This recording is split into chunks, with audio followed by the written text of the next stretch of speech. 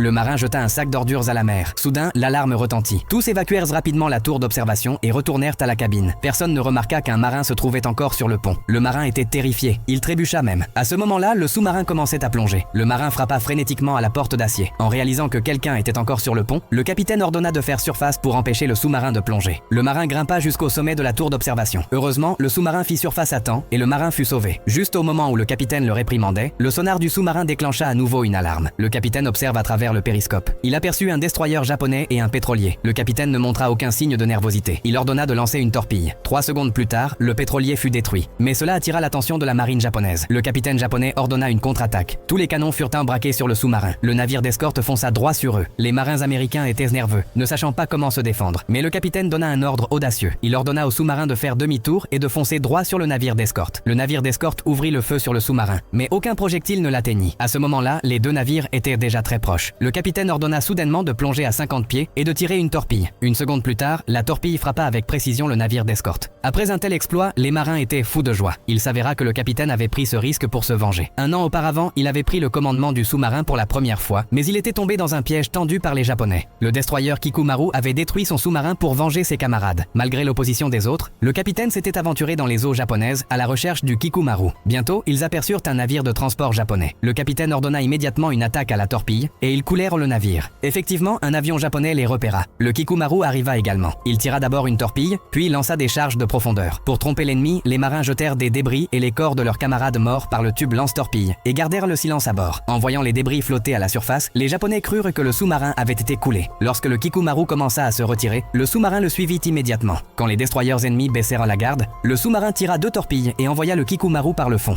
Le capitaine avait enfin obtenu sa revanche.